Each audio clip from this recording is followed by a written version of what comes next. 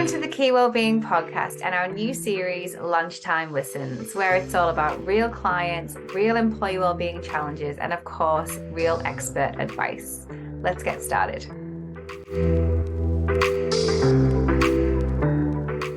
The impact that learning can have on our well-being is well documented. It boosts our self-confidence, raises self-esteem, helps us to build a sense of purpose, hence why it's deemed as one of the 5 ways to well-being.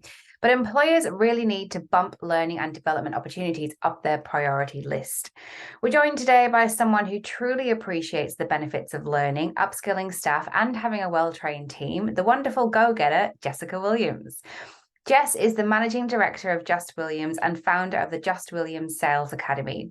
She created the Sales Academy, having seen the need for businesses to constantly upskill their people, to hold onto their best talent, and to attract new stellar staff. And we're really looking forward to talking to her today on the important topic of learning and development in the workplace. So welcome, Jess. Thank you so much for joining us. How's it going? It's very good. Thank you. Thank you so much for having me. I'm really happy to be here and very much looking forward to this chat. Yeah, me too. Well, without further ado, let's jump straight into it. So let's start with the big one. What do you think about this idea that employers should be providing continuous learning opportunities for their people? Wow, it's such an important thing, and I think it's such an important concept that I think we've all been aware that the importance of training and learning and development is such a key thing. But I think the last few years and post-pandemic have taught us, actually, because of attrition rates, because of it's so difficult to hire at the moment and has been for a long time, that we've really got to we've really got to invest in our people, and therefore creating that culture where that's just the normal, I think, is so important. And, you think how much time it takes to hire somebody and how much cost it takes to hire somebody and how much effort you put into that. But once they're with you, I think we kind of forget that. And so I think, we've talked about kind of what is your learning culture a lot over the last few years. And even that phrase learning culture is kind of quite a new phrase I hadn't come across before. And I think, a lot of my team and me especially, we like to learn, we like to try new things, and small businesses move at such a pace, you've got to continuously invest in it. So I think we're going to hear the phrase about kind of learning culture and providing those learning opportunities more and more Let me ask you about that then. So learning culture, yeah, you're right, it's a new term, something that people are just starting to talk about. What kind of definition would you put behind that? That's a very good question. I think it is exactly as we've just talked about. It's creating an environment where learning isn't a one-off. It's not something that you have to do every year. It's not something that's a tick box exercise. It really should be something that happens on kind of a business as usual perspective. It should be, like continued professional development, learning on the job, learning off the job. I think it has to be part of our culture. It has to be an everyday thing that businesses look at as a business, but also I think we have a responsibility individually, and I think we've all got to take responsibility for our own learning to a certain extent, whether that be on the job or off the job, home or work.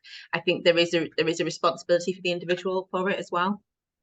100%. And I love that you've said that, because it all sort of weaves back into culture, doesn't it? Learning, development, well-being, everything that we talk about in our business as well comes back down to culture. So sticking with the learning culture idea then. So what does a good learning culture look like?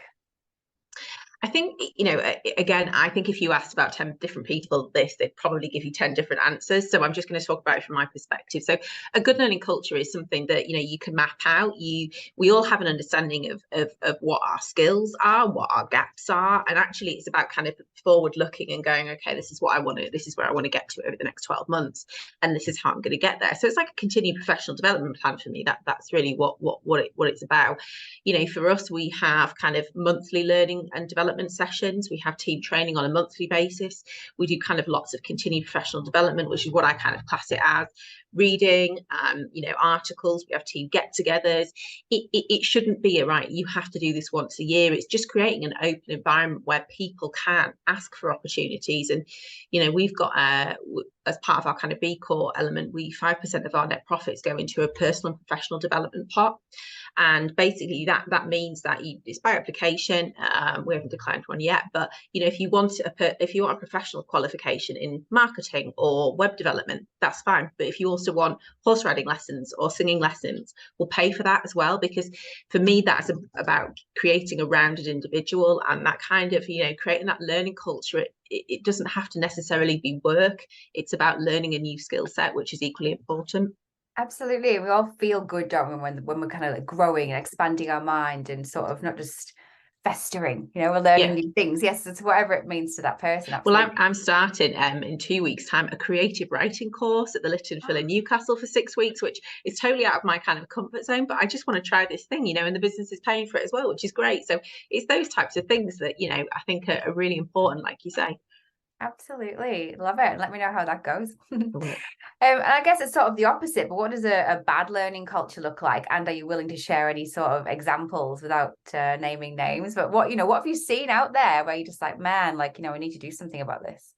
Yeah, I mean, I used to work for corporate, and that is the epitome of it. I think, learning culture is where, if it's mandatory learning or regulatory learning, where you literally have to watch a video, and it's the same video that you watch for 30 years. And you literally just continuously, you don't even listen to it, you don't even watch it, you don't engage with it, there's no interaction, because you're on autopilot and you're doing something else at the same time. And actually, what's the learning? You're just trying to get through it as quickly as possible. So it's not really learning, it's much more transactional.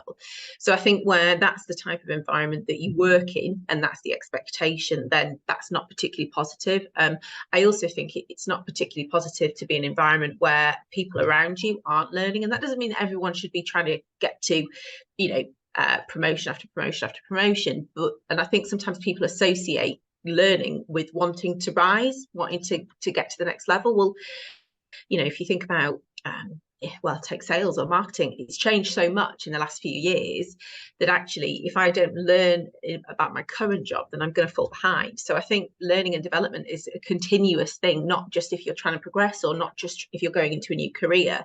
And I think if businesses don't embrace that and don't invest in their existing staff and in their existing roles, then that for me is, you can't grow a business. You can't grow a business if you don't grow your people. And growing people, like you say, are kind of good. We're all better when we're fresh and we're being challenged and we're trying new things. If we're just stagnant, it's going to be reflected in the business. Absolutely. And I really like how you sort of had that good distinction there between professional learning and development, which is kind of what we assume, right? So I'm doing it at work, so it must be about something professional, and it's my health and safety video or something that I have to watch every day. To your point. But there are so many benefits, as you were saying, of looking at what individuals are interested in and getting them to learn about that, and then that's going to have a waterfall effect on how they're showing up. So I really, really love that point. So absolutely. How do we get employees engaged in learning then? So if I'm a business owner and I'm listening to this, I'm like, hey, do you know what? I've never really thought about it this way. I really need to start getting some of that into my organization. How can I start to get my staff engaged in it? Where would I begin? I mean, I'll tell you what we've done, because we're kind of like a year into trying this and it seems to be working, but it's a journey. And I think that's the whole thing with any of these things, is there isn't kind of an end goal really, or there isn't an end in mind. It's a journey, because you evolve, the company evolves, people evolve.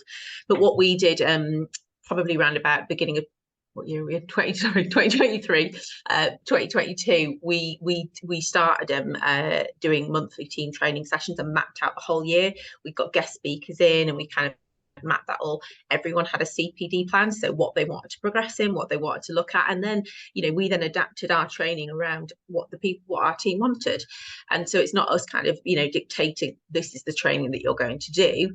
It was then adapting it around what they wanted and what they needed. And we're kind of very keen on we have monthly one-to-ones, and we have something called My Ideas, which is like a little pot up in the office that people write their ideas for anything to do with the business. So it could be training, it could be what we can do from an efficiency perspective, what we could do with new products or new launches.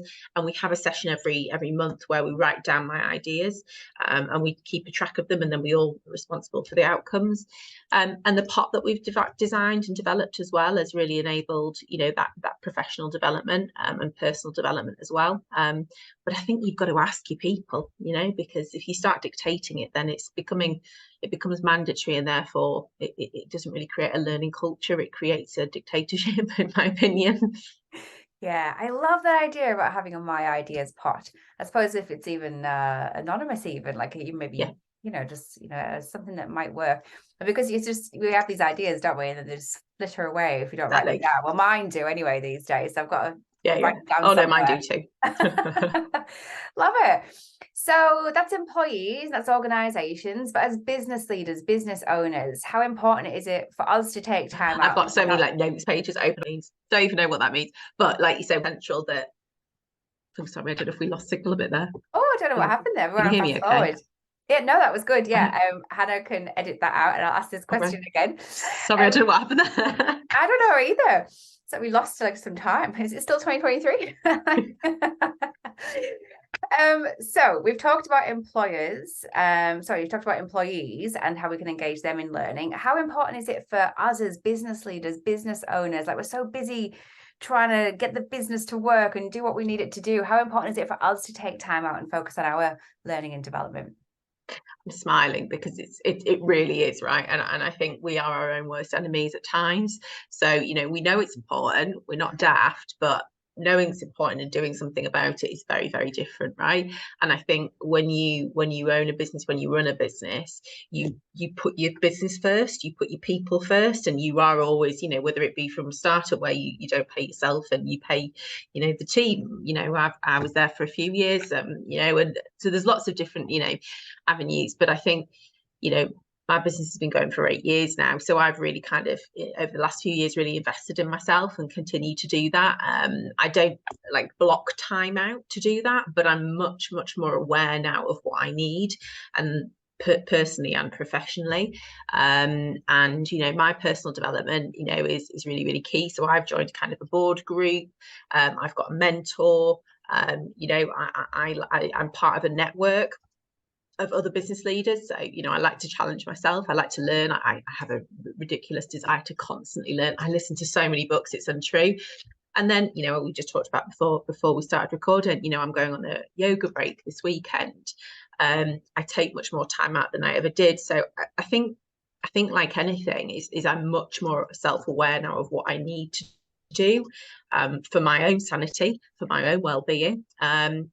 And well-being for me is personal and professional. Like I said about learning, is I'm very aware now of what I need to do when, and that doesn't mean I'm perfect at it. It just means I think sometimes, we're good at showing people what to do, but sometimes we just got to look in the mirror.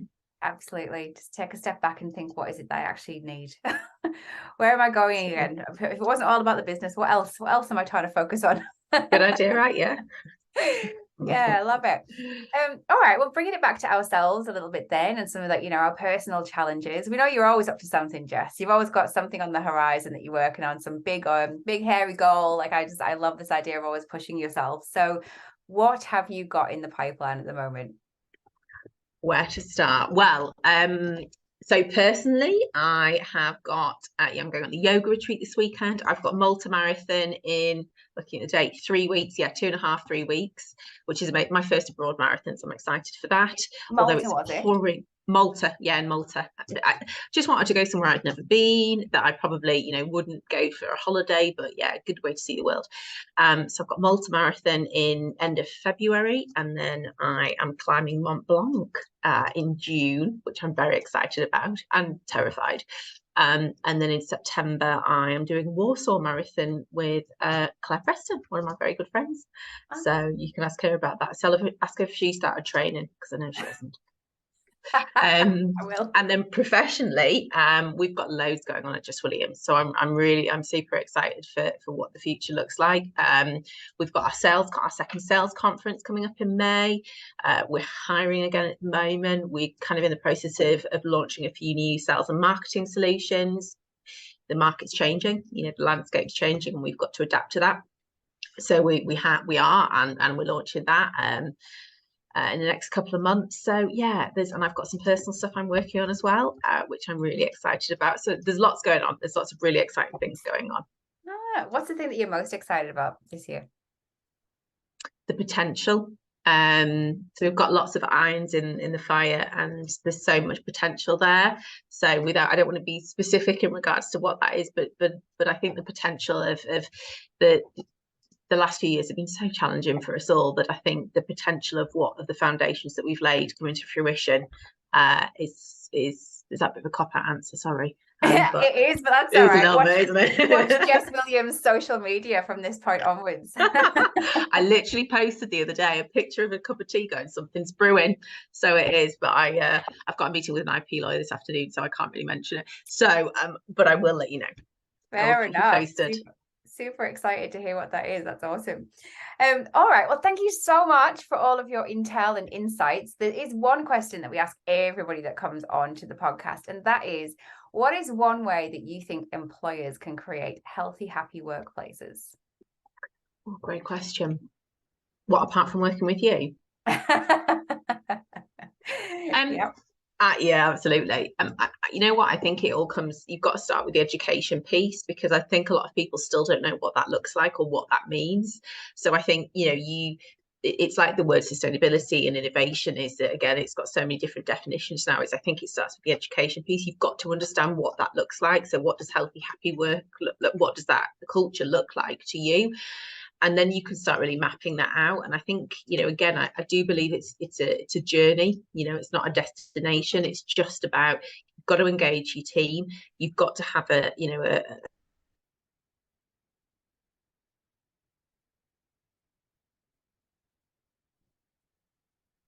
clear kind of pathway in terms of what good looks like for you. Some people just think it's things like attrition, but it's not. It's so much more than that, and it's so important that you engage with your team as to what healthy and happy looks like. I think that's the key message, really, is if it comes from the top, it won't ever be a culture. It has to come kind of all the way through. Absolutely. And it starts with learning, which very lovingly you've brought full circle. Love it. There you go. Oh, what a pro. Love it. Love it. Well, so good to speak to you today, as always. And I look forward to catching up with you soon and hearing what your big news is. So I'll be staying tuned for that. Absolutely. And happy 3rd birthday as well. Thank you so much. Thank you. All right. Thanks, Jess. Thanks for having me. Thanks for listening to the Key Wellbeing Podcast. Don't forget, we've got a whole library of free guides, toolkits, resources, and fortnightly lunchtime listens, just like this, with an epic lineup of guests, all to help you to create a healthy, happy workplace. Find it all on our website, www.keywellbeing.co.uk.